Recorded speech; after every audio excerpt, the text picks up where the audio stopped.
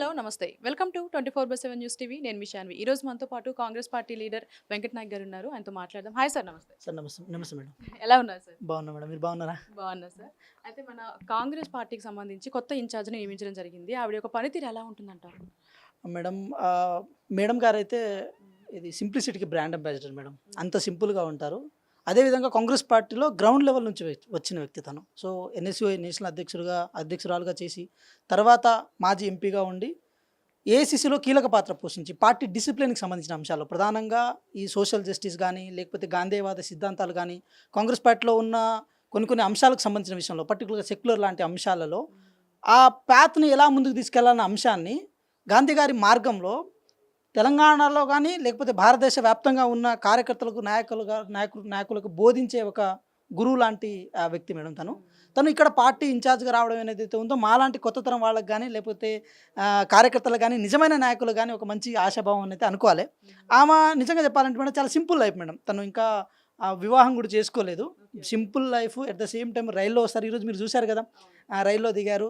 At the same time discipline విషయంలో కూడా ఎట్లా ఉంటారంటే ప్రధానంగా ఈ రాష్ట్రంలో విషయాలు అనుకుందాం, ఏదో అధికారం ఉందని చెప్పి విచ్చలవిడితనాన్ని కనుక ఎవరైనా నాయకులు కనుక దారి తీస్తే మాత్రం వారిని ఎప్పటికప్పుడు కంట్రోల్ చేయడం కానీ వాళ్ళని రెగ్యులేట్ చేయడం కానీ at the same time policy making విషయంలో కానీ అటు డెవలప్మెంట్ కానీ సంక్షేమం కానీ ఇలాంటి విషయాల్లో ప్రధానంగా కాంగ్రెస్ పార్టీకి ఉన్న కోరే ఐడియాస్ ఉంటాయి మేడం. ఆ ఐడియాస్ ఏదైతే సోషల్ జస్టిస్ అనే అంశం ఏదైతే ఉంటుందో, ఇప్పుడు బీసీ ఈక్వేషన్ కానీ లేకపోతే ఎస్సీ వర్గీకరణ అంశం కానీ ఇలాంటి అంశాలను ఇంప్లిమెంట్ చేసే విషయంలో రాహుల్ గాంధీ గారి ఆలోచనని తెలంగాణ రాష్ట్రంలో ఇంప్లిమెంట్ చేయడం, ఇక్కడ జరుగుతున్న అంశాలను మళ్ళీ రాహుల్ గాంధీ గారికి చేరే విషయంలో గారు వారు కీలక పాత్ర పోషిస్తారు. మేము పర్టికులర్గా వారితో కలిసి చాలా విషయాలు నేర్చుకున్న సందర్భాలు ఉండే. తెలంగాణ రాష్ట్రంలో కూడా కాంగ్రెస్ పార్టీని అధికారం ఇవ్వడంలో తెలంగాణ ప్రజలు చాలా ఆశతో తెలంగాణ రాష్ట్రంలో కాంగ్రెస్ పార్టీకి అధికారం ఇవ్వడం జరిగింది మేడం. ఆ ఆశలను కానీ ఆ ఆశయాలను కానీ నెరవేర్చే విషయంలో అమ్మ సోనియా గాంధీ గారి యొక్క ఆలోచన విధానాన్ని ఇక్కడ ఇంప్లిమెంట్ చేయడం విషయంలో కూడా మీనాక్షి నటరాజన్ గారు చాలా బాగా పనిచేస్తారు మేడం. వారు రాక కూడా ఈరోజు తెలంగాణ కాంగ్రెస్లో ఒక మంచి ఉత్తేజాన్ని, ఒక మంచి ఎనర్జెటిక్ని ఇచ్చే ప్రయత్నం జరిగింది. మాలాంటి చిన్న స్థాయి వ్యక్తులను, చిన్న స్థాయి కార్యకర్తలను ఈరోజు హోప్ఫుల్గా ఈరోజు గాంధీ భవన్లోకి వెళ్ళి మాట్లాడి గాంధీ భవన్లో నాయకులను కలిసి జరుగుతున్న ప్రతి విషయాన్ని దగ్గరుండి చూసే అవకాశం వారి ద్వారా అయితే జరిగింది మేడం. ఇంకో మాట కూడా మేము చెప్పదలుచుకున్నాం. కాంగ్రెస్ పార్టీ సంవత్సరం కాలంలో జరిగిన అభివృద్ధి కానీ సంక్షేమం కానీ ఏదైనా సరే మీరు చూడండి, ఉచిత బస్సుకు సంబంధించిన విషయాన్ని చాలామంది దాన్ని వెల్ఫేర్ స్కీమ్ కింద చూస్తారు. కానీ అది ఒక జెండర్ సంబంధించిన అంశాన్ని ఏది ఈ సొసైటీలో ప్రాపర్ వేలో పెనట్రేట్ చేయడం కోసం కాంగ్రెస్ పార్టీ తీసుకున్న ఒక గొప్ప ఇనిషియేటివ్. ఇలాంటి ఇనిషియేటివ్ను ఇంకా ఫార్వర్డ్గా ముందుకు తీసుకెళ్లడం కోసం మీనాక్షి నటరాజన్ గారు ట్రై చేస్తారు మేడం. వారి యొక్క సింప్లిసిటీ, నేను చెప్పాను కదా స్టార్టింగ్లో, సింప్లిసిటీకి బ్రాండ్ అంబాసిడర్ అని చెప్పి వాళ్ళు వినే విషయంలో కూడా, ఒక కార్యకర్త నాయకుల యొక్క ఆలోచనలు వినే విషయంలో కూడా, వాటిని పాటించే విషయంలో కూడా, అదేవిధంగా పెద్ద స్థాయి కార్యకర్తను చిన్న స్థాయి కార్యకర్తను అలాంటి కాకుండా ప్రతి ఒక్కళ్ళను ఒక దాటిపై తీసుకొచ్చి వినే ఒక ప్రయత్నం వారు చేస్తారు. శాలువలకు దూరంగా ఉంటారు, ఫ్లెక్సీలకు దూరంగా ఉంటారు, బొకేలకు దూరంగా ఉంటారు, హంగులకు ఆర్భాటాలకు దూరంగా ఉంటారు. అలా దూరంగా ఉన్నారు కాబట్టి వారిని ఈరోజు ఇంత గౌరవంగా మనం చూస్తున్నాను. నేను ఈ వేదికకు 24/7 వేదికకు కూడా చెప్పే ప్రయత్నం ఏం చేస్తానంటే, ఈరోజు తెలంగాణ రాష్ట్రంలో వారి రాక ఏదైతే ఉందో అటు కాంగ్రెస్ పార్టీకి కానీ లేకపోతే ప్రజలకు కానీ ప్రభుత్వానికి కానీ పార్టీకి కానీ ఒక మంచి నూతన ఉత్తేజం అనేది వచ్చింది. ఆ ఉత్తేజాన్ని ఇలాగే ఇంకా ఈ 5 సంవత్సరాలు కంటిన్యూ చేస్తాం. అటు వెల్ఫేర్ స్కీమ్స్ని కానీ డెవలప్మెంట్ కానీ ప్రాపర్ వేలో తెలంగాణ ప్రజలకు డెలివరీ చేసే ప్రయత్నం కాంగ్రెస్ పార్టీ చేస్తుంది. వారి యొక్క ఆలోచన విధానం ఇంకా ప్రాపర్ వేలో ఇంప్లిమెంట్ అవుతుంది. ఇక్కడ మీనాక్షి నటరాజన్ గారు ఉన్నారంటే రాహుల్ గాంధీ గారు ఉన్నట్టే. సో మాకు అది చాలా కాన్ఫిడెంట్గా ఉంటుంది మేడం. గౌరవ ముఖ్యమంత్రి గారు రేవంత్ రెడ్డి గారు కూడా అంటే వారిని కూడా ప్రాపర్ వేలో ఏదైనా విషయాన్ని ఏసీసీ నుంచి గైడ్ చేయడం విషయంలో కానీ వారిని గైడ్ చేస్తారు. అదేవిధంగా సోషల్ జస్టిస్ అనే అంశాన్ని ప్రాపర్ వేలో ఇంప్లిమెంట్ చేయడం విషయంలో రేవంత్ రెడ్డి గారు కూడా ఎక్కడ కాంప్రమైజ్ గారు వారికి ఉన్న ఆలోచన విధానం కానీ. కాబట్టి ఇక్కడ మనం ఆ విషయాన్ని మేమైతే పర్టికులర్గా తెలంగాణ ప్రజలకు తెలియజేసే ప్రయత్నం చేస్తాం. ఇది 24/7 ద్వారా మేము పంచుకునే ప్రయత్నం చేస్తున్నాం మేడం. Great sir. అలాగే రీసెంట్గా ఏదైతే ఎస్ఎల్బీసీ ప్రాజెక్ట్ ఇష్యూ ఉందో దానికి సంబంధించి రీసెంట్గా మన కోమటిరెడ్డి వెంకటరెడ్డి గారు వెళ్ళడం జరిగింది. ఆయన వెళ్ళి చూసి వచ్చిన తర్వాత ఆయన ఏదైతే రివ్యూ ఇచ్చారో దాన్ని చాలామంది కాంట్రవర్సీ చేస్తున్నారు. లైక్ ఏంటి అంటే అక్కడికి మినిస్టర్స్ ఎమ్మెల్యేస్ రావడం వల్ల కూడా మనకి రెస్క్యూ ఆపరేషన్ అనేది కొంచెం ల్యాగ్ అవుతుంది అంటున్నారు. అండ్ ఆయన వెళ్ళి వచ్చిన తర్వాత కూడా ఏం మాట్లాడారంటే వాటర్ నీళ్లు కలవడం వల్ల రెస్క్యూ ఆపరేషన్ అవుతుంది అని. అంటే అట్లా చేయడం కరెక్ట్ అంటారు అట్లా మాట్లాడడం? మేడం ఇప్పుడు నేను మాట్లాడుతున్న సందర్భాల్లోనే కొన్ని టెక్నికాలిటీ మిస్ అయిపోతాయి మేడం. సో అంత మాత్రం దాని లోపంగా చిత్రీకరణ చేయాల్సిన అవసరం లేదు. మాటను బట్టే లోపాలు వెతుకునే ప్రయత్నం చేసినప్పుడు పనితనానికి వాల్యూ ఉండదు మేడం. సో ఎస్ఎల్బీసీ ప్రాజెక్ట్ సంబంధించిన విషయం, అక్కడ జరిగిన ఏదో ఆ దుర్ఘటన ఏదైతే ఉందో దాన్ని బాధపడాల్సిన అవసరం, అది ఒక ఎమోషనల్ అవసరం. దాన్ని రాజకీయ కోణంలో మనం ఆలోచించాల్సిన అవసరం లేదు.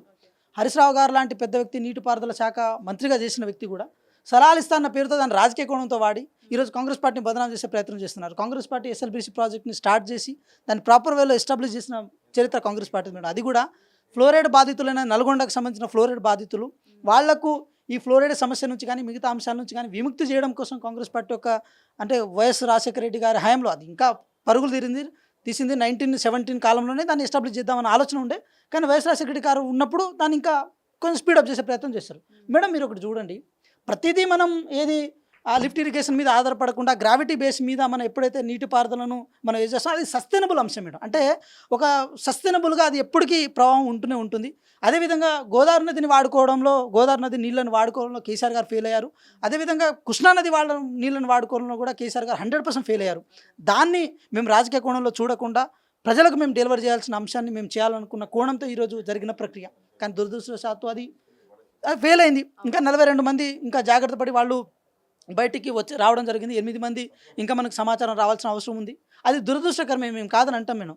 కానీ మంత్రులు అక్కడ వెళ్ళడం కూడా పర్యవేక్షణలో భాగంగా వెళ్తారు, కానీ వాళ్ళు పబ్లిసిటీ స్టంట్లో భాగంగా ఎవ్వరు వెళ్ళరు మేడం. దీనివల్ల కూడా అక్కడ పనులు ల్యాగ్ అవుతున్నాయని అంటున్నారు. అంటే ఇలాంటి టైంలో పని పూర్తవడం మనకు కావాలి కాబట్టి ల్యాగ్ అవ్వడం అంటే అంత అవసరం లేదు. సో వెళ్ళి చూడడం అవసరం అంటారా? మేడం రెస్క్యూ టీం ఏదైతే ఉందో మీరు చూడండి, 13 టీమ్స్ అంటే దేశవ్యాప్తంగా ఎప్పుడు ఇన్ని టీమ్స్ ఒక చోట రాలేదు మేడం. హైడ్రా కానీ, ఎన్డీఆర్ఎఫ్ కానీ, లేకపోతే మనం సంబంధించిన ర్యాట్ హోల్ సిబ్బంది కానీ, ఇవన్నీ ఈ దేశంలో ఉన్న మెయిన్ టీమ్స్ ఏదైతే ఉన్నో అన్ని టీమ్స్ ఇక్కడికి వచ్చి పనిచేస్తున్నాయి మేడం. వాళ్ళను రెగ్యులేట్ చేయడం కానీ, వాళ్ళకు దిశానిర్దేశం చేయడం కానీ, వాళ్ళకు ఎనర్జెటిక్ ఇవ్వడం కానీ అది వీళ్ళ బాధ్యత మేడం. It's their responsibility. ఒక లోకల్ మంత్రిగా కోమటిరెడ్డి వెంకటరెడ్డి గారు రెస్పాన్సిబిలిటీ, నీటిపారుదల శాఖకు సంబంధించిన మంత్రిగా ఉత్తమ్ కుమార్ రెడ్డి గారి బాధ్యత. ఈ ఇద్దరు ఎవరైతే ఉన్నారో మంత్రులు వాళ్ళు ఆ జిల్లాకు సంబంధించిన మంత్రులు. ఆ జిల్లా యొక్క ప్రజల యొక్క నీటి దాహార్తిని తీసుకోవడం కోసం కానీ, లేకపోతే ఆ జిల్లాలో ఉన్న పంటలు పండడం కోసం కానీ ఏర్పాటు చేసుకున్న ప్రాజెక్ట్ కాబట్టి వాళ్ళ రాక ఏదైతే ఉందో దాన్ని రాజకీయం చేయాల్సిన అవసరం లేదు. మేమేమంటున్నాం, హరీష్ రావు గారి రాకనే రాజకీయ కోణంలో వచ్చారని చెప్పి మేము క్లెయిమ్ చేస్తున్నాం. అది వాస్తవం అని కూడా మేము చెప్తున్నాం. ఎందుకు చెప్పాల్సి వస్తుందంటే హరీష్ రావు గారి రాక ఏదైతే ఉందో అది 100% రాజకీయం కోసం చేయాల్సిన పని ఉండే.